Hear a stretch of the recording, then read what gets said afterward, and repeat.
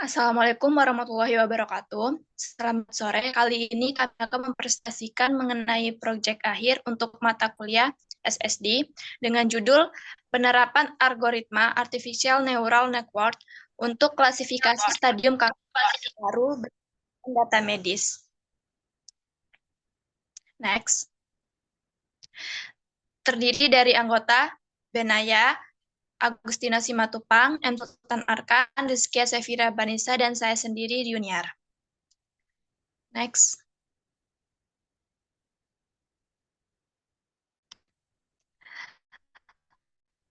Mengambil judulnya lah karena seiring berkembangnya teknologi kecerdasan metode peristirahat memiliki potensial tinggi dalam bidang khususnya dalam klasifikasi prediksi PNN merupakan salah satu pendekatan dalam yang meniru cara kerja otak manusia dalam mengenal pola dan membuat basis data untuk proses dengan neuron buatan dan terbukti mampu mengenali hubungan nonlinear dalam data medis yang kompleks.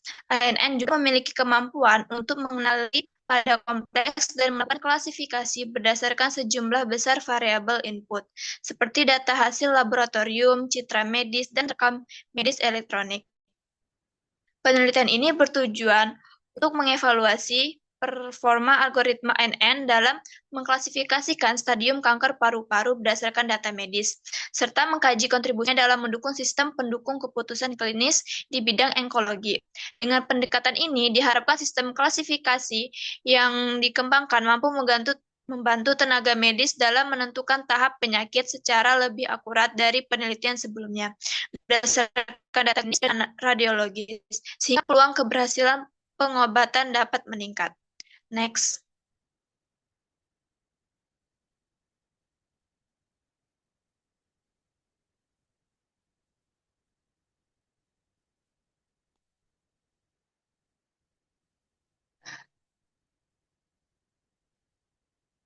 Tujuan dari penelitian ini yaitu pertama, untuk menerapkan algoritma ANN pada data medis pasien untuk membangun model klasifikasi stadium kanker paru-paru. Yang kedua, mengevaluasi kinerja model ANN dalam mengklasifikasikan stadium kanker paru-paru berdasarkan data klinis menggunakan matriks seperti akurasi, sensitivitas, dan presisi. Dan manfaat yang diperoleh yaitu memberikan solusi teknologi berbasis data untuk membantu proses klasifikasi dan diagnosis stadium kanker paru-paru secara lebih akurat. Dan yang kedua, yaitu menunjukkan kinerja model ANN dalam mengklasifikasikan stadium kanker paru-paru. Selanjutnya akan dijelaskan oleh teman saya. Baik, penelitian ini didasarkan oleh beberapa landasan teori. Yang pertama adalah Artificial Neural Network atau ANN. ANN merupakan alat untuk memprediksi dan mengklasifikasi dalam data mining. ANN terinspirasi oleh struktur dan fungsi syaraf manusia. Cara kerjanya meniru kerja neuron biologis di otak manusia dengan mempelajari fungsi pemetaan dari input ke output berdasarkan data pelatihan berlapis. Adapun struktur lapisan dari ANN terdiri dari lapisan masukan atau input layer, lapisan tersembunyi atau hidden layer, dan lapisan keluaran atau output layer. Proses pengelolaan data menggunakan ANN adalah dimulai dari input layer yang menerima data mentah. Kemudian, hidden layer akan mengelola data melalui transformasi dan perhitungan. Hingga pada output layer akan dihasilkan prediksi ataupun klasifikasi. Nah, fungsi neuron pada ANN, setiap neuron terhubung dan mengubah nilai masukan menjadi keluaran yang diinginkan. Selanjutnya, data training. Data training digunakan untuk melatih model dan mengembangkan algoritma. Berisi contoh berlabel untuk mempelajari pola input dan output. Output merupakan model yang dapat memprediksi data baru secara akurat, menurut Putra et al. 2024. Data validation. Data validation bertujuan untuk memilih model terbaik dari beberapa kandidat model. membandingkan kinerja model pada subset validasi, dan model terbaik pada data validasi cenderung performa baik pada data yang baru, menurut Gosar dan Sankar 2012. Selanjutnya data testing. Data testing berfungsi untuk menguji performa model akhir pada data yang tidak teridentifikasi, mengukur kemampuan generalisasi model pada data yang baru. Adapun urutan pembagian data, ini ada tiga. Yang pertama training untuk membangun model, kemudian validation untuk menyeleksi model terbaik, dan testing untuk menguji generalisasi model. Selanjutnya ada fungsi aktivasi. Fungsi aktivasi menentukan output neuron berdasarkan input yang diterima. Ada dua fungsi aktivasi. Yang pertama fungsi sigmoid dengan rumus sebagai berikut, dan fungsi ReLU atau Rectified Linear Unit sebagai berikut. Kemudian evaluasi model. Evaluasi model yang digunakan dalam penelitian ini terdapat 4 evaluasi, yaitu sensitivitas dengan rumus sebagai berikut, presisi, akurasi, dan spesifitas dengan rumus sebagai berikut. Selanjutnya, backpropagation. Cara kerja dari backpropagation. Yang pertama, forward pass atau input diproses sehingga menghasilkan output. Yang kedua, backward pass, yakni error dihitung dan dipropagasi mundur untuk menyesuaikan bobot jaringan. Bobot diperbarui menggunakan gradient error atau chain rule. Selanjutnya, arsitektur jaringan backpropagation. Multi-layer feed-forward network dengan lapisan input dan lapisan output. Lapisan input yaitu satu atau lebih lapisan tersembunyi dan layar, dan lapisan output yaitu setiap neuron terhubung penuh atau fully connected ke lapisan berikutnya, termasuk neuron bias. Selanjutnya akan dijelaskan oleh rekan saya. Selanjutnya, metode penelitian, waktu dan tempat penelitian. Penelitian ini dilakukan pada semester genap tahun ajaran 2024-2025 di jurusan Matematika, Fakultas Matematika dan Ilmu Pengetahuan Alam, Universitas Lampung.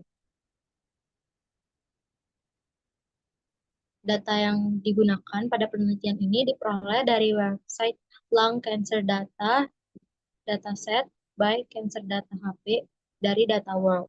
Data yang digunakan memiliki 1000 record yang terdiri dari 24 variabel dengan tipe data yang beragam.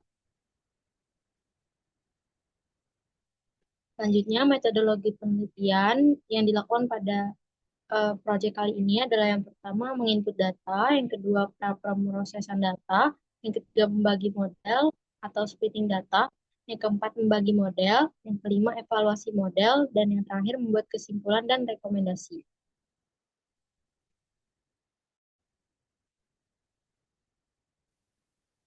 Selanjutnya, saya akan menjelaskan tentang hasil dan pembahasan penelitian kami.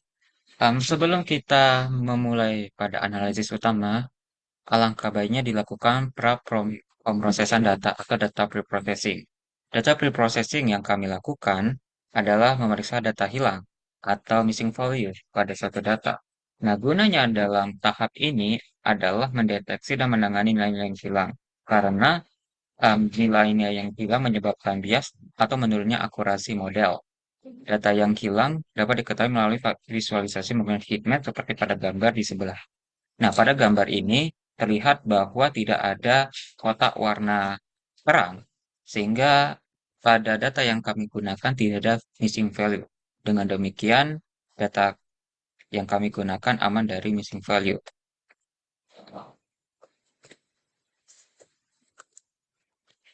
Selanjutnya, kami juga memeriksa untuk data duplikat.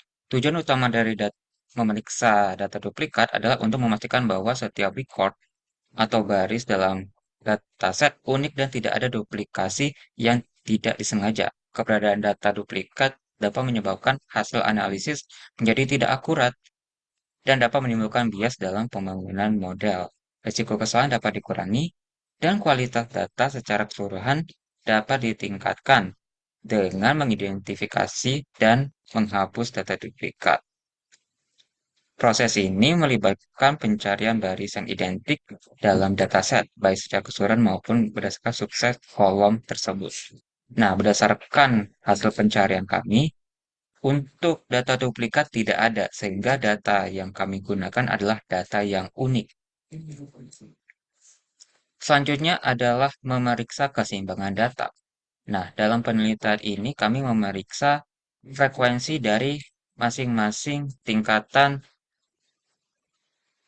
kanker parunya. Ada yang tinggi, medium, dan low. Nah, sebenarnya meskipun kami memeriksa keseimbangan data, namun tidak dilakukan penyesuaian atau teknik khusus untuk menyamakan proporsi masing-masing tingkatan untuk merepresentasikan data asli. Analisis distribusi ini tetap diperlukan guna memastikan bahwa model dibangun secara objektif dan tetap mempertahankan akurasi tanpa intervensi manipulasi terhadap data asli. Terlihat pada gambar di sebelah bahwa untuk frekuensi yang kategorinya high itu lebih tinggi daripada kategori-kategori penyakit yang lain. Selanjutnya adalah splitting data atau pembagian data. Dalam penelitian ini pembagian datanya menjadi dua bagian, yaitu 90% untuk data training dan 10% data testing. Nah, besarnya data training yang lebih besar daripada data testing digunakan agar mesin dapat mempelajari lebih banyak pattern atau mempelajari banyak pola sehingga akurasi yang diperoleh akan menjadi lebih tinggi. Model ANN juga digunakan satu input layer memiliki fungsi aktivasi ReLU, 4 hidden layer, serta satu output layer yang menggunakan aktivasi softmax untuk kebutuhan klasifikasi multi-class. Untuk spesifikasinya terlihat pada tabel di bawah ini, yang dimana layer yang kami gunakan adalah 6, patches yang digunakan adalah 10, batch size-nya 64, dan epoch-nya adalah 100. Selanjutnya adalah evaluasi model. Di sini pada evaluasi model kami memeriksa akurasi dan nilai loss pada masing-masing grafik di satu model ini. Nah, pada gambar 4 menunjukkan bahwa nilai akurasinya meningkat secara signifikan, sekitar 46,29% pada epoch pertama dan hingga 100% pada epoch ke-12. Nah, kita menggunakan epoch ke-100 dan epoch ke-100% mencapai pada epoch ke-12, sehingga model ini cukup cocok ya untuk data yang kita gunakan. Hal ini menunjukkan bahwa model mampu belajar dengan cepat dan efisien tanpa menunjukkan indikasi mengikuti pola yang serupa. Kemudian untuk nilai loss-nya terlihat bahwa semakin lama semakin rendah, yang menunjukkan nilai dari model yang kita buat akan mendekati nilai sesungguhnya. Kemudian ada evaluasi model. Evaluasi model ini menggunakan confusion matrix yang ditunjukkan sebagai gambar berikut, yang dimana diagonal yang bersesuaian seperti 0 yang di true class dan 0 di predicted class itu menunjukkan bahwa prediksinya sudah benar, yaitu dia prediksi 0 dan hasilnya 0. Lihat dari diagonalnya tersebut terlihat warnanya cukup terang, yang menunjukkan bahwa model yang kita buat memiliki akurasi yang tinggi. Sementara jika melihat tadi kelas yang nomor 1 dan true class yang nomor 2, ini menunjukkan bahwa ada kesalahan dalam prediksi. Namun kesalahan prediksi dalam model kami cukup rendah, yaitu ada 2 yang diprediksi 1 padahal kelas aslinya 2, dan predicted kelas yang diprediksi 2 ternyata kelasnya ada kelas 1. Di sini ada kesalahan prediksi sebanyak 3. Selanjutnya, kami menghitung secara manual untuk sensitivitas dan spesifitivitas. Di sini menunjukkan bahwa hasil yang cukup tinggi di atas 55%. Dan akurasi yang diperoleh dari model itu cukup tinggi, yaitu 97%. Dengan hasil prediksi yang menunjukkan tidak ada kesalahan dalam klasifikasi. Maksud saya klasifikasi yang kesalahannya minim, dan nilainya itu hampir mencapai 100%. Model klasifikasi yang dibangun menunjukkan performa yang sangat baik pada data uji yang digunakan.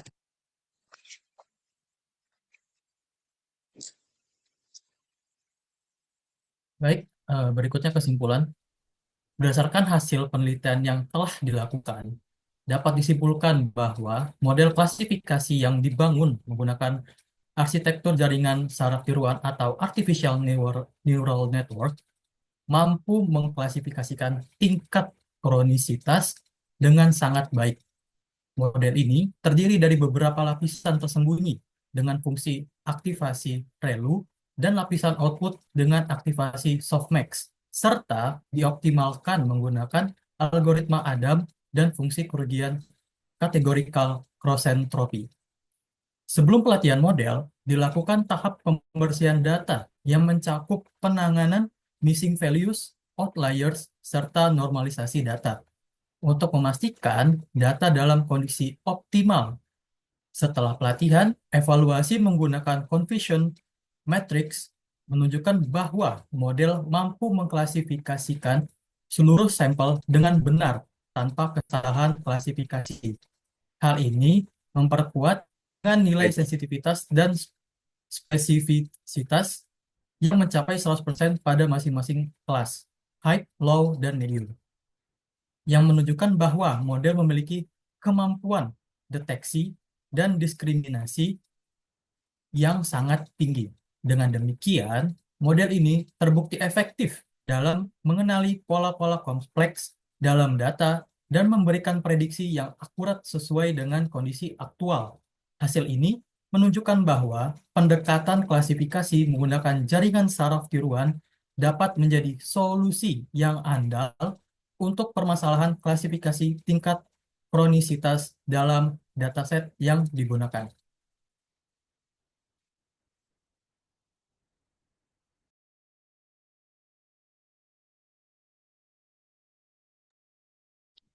Baik, itulah hasil dari proyek akhir kami yang dapat kami presentasikan. Mungkin kami mohon maaf bila ada tata bahasa yang kurang dimengerti. Sekian dari kami akhiri. Wassalamualaikum warahmatullahi wabarakatuh.